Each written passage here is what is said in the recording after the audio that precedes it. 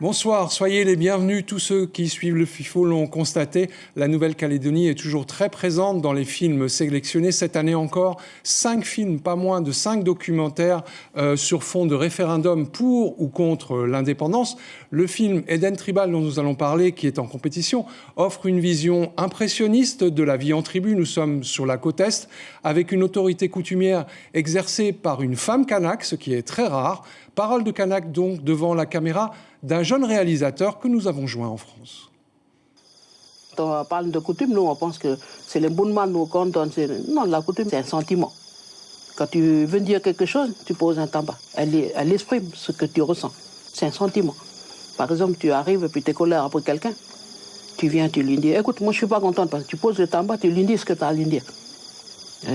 Une autre fois, si tu viens parce que tu veux lui demander pardon parce que tu as fait quelque chose, tu poses le tabac. Je viens te voir parce que la dernière fois on s'est disputé, voilà, il y a ci, il y a ça. Je viens te demander pardon. Tu poses. Il exprime un sentiment que tu as. C'est dans notre principe de vie, voilà, on est comme ça. C'est chaque être humain, voilà, surtout nous les Kanaks, on a une façon d'être. Et une fois qu'on a notre façon d'être, quand on vit comme on devait être, il y a le reste qui vient. On a des devoirs vis-à-vis de celui qui vit avec nous. On est assez fiers parce que le film a été très bien accueilli, en particulier en tribu, les retours qu'on a eus. Et à aucun moment, on nous a reproché ou même posé la question de pourquoi est-ce que c'est nous, effectivement occidentaux, qui faisons ce film. Il faut savoir qu'on a grandi tous les deux en Nouvelle-Calédonie, on avait envie de revenir dans notre pays d'origine et de découvrir, parce qu'on a grandi finalement en parallèle avec la vie tribale qu'on ne connaissait pas bien, et c'était pas de redécouvrir, mais bien de découvrir cette vie-là, en fait, à côté de laquelle on a vécu toute notre enfance. Le football, c'est ça qui va rassembler les garçons. Une fois que tu as rassemblé les garçons pour le football, parce que c'est du sport, tu peux tout faire après avec les garçons. Les garçons, il y a un champ à faire cette semaine. Là, c'est l'équipe de foot qui marche. Tu fais marcher les garçons. Les garçons, il y a la case à le petit phare à faire aujourd'hui. Toute l'équipe, là, en une journée, c'est fini une case. C'est ça la vie en communauté, tu dois faire ça. C'est ça que tu dois l'entraide envers tout le monde. C'est ça le but d'une tribu. On vous a dit et répété depuis lundi que ce FIFO est 100% numérique. Ce n'est pas tout à fait vrai.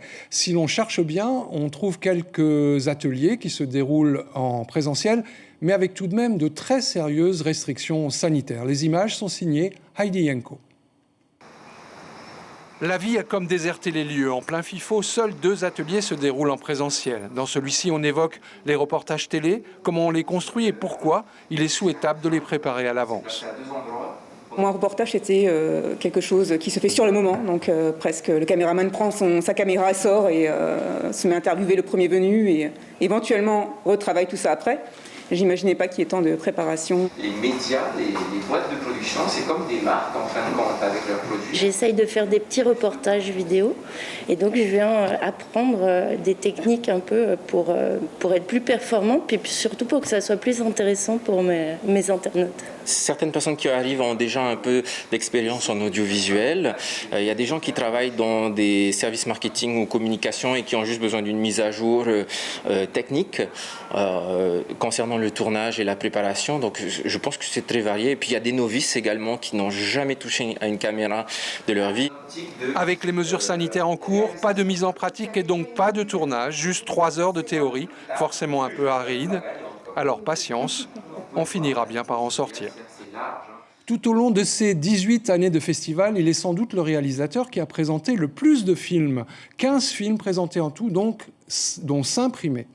En 2021, il est membre du jury pour la 2e fois. Jacques Navarro, qui a signé notamment Alors on danse ou le documentaire sur Povana ou Opa, visionne, comme tout le monde, les films chez lui et il ne cache pas regretter beaucoup les projections en salle. Écoutons-le.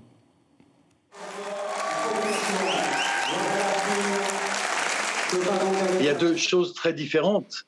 Quand on est dans une salle de projection, une salle de cinéma, on est un spectateur captif dans l'obscurité et on ne regarde que l'écran. Et puis, on a la réaction du public également. Donc, c'est deux choses qui manquent drastiquement lorsqu'on regarde un film sur sa télé, quoi. N'oubliez pas, nous dansons. Vous êtes des danseurs, c'est de la danse. Il faut le répéter, le répéter.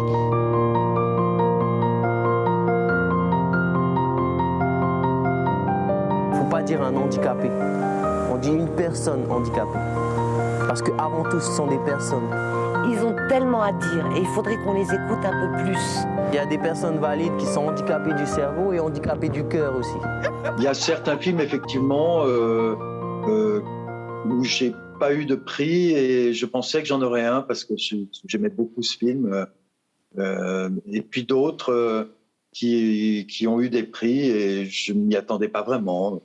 Voilà, en même temps, hein, c'est quelque chose, je répète souvent, on fait pas un film pour gagner des prix dans un festival. Hein. On fait un film parce qu'on a envie de parler d'une thématique, de quelqu'un, de quelque chose. Mais c'est vrai que ça fait du bien quand on a des prix dans les festivals. Ça nous donne envie de continuer, quoi. Ce n'est pas parce qu'on a un corps cassé qu'on ne peut pas être dans le beau. Qu'est-ce que tu veux prouver par ce film? Un regard nouveau? Sur qui?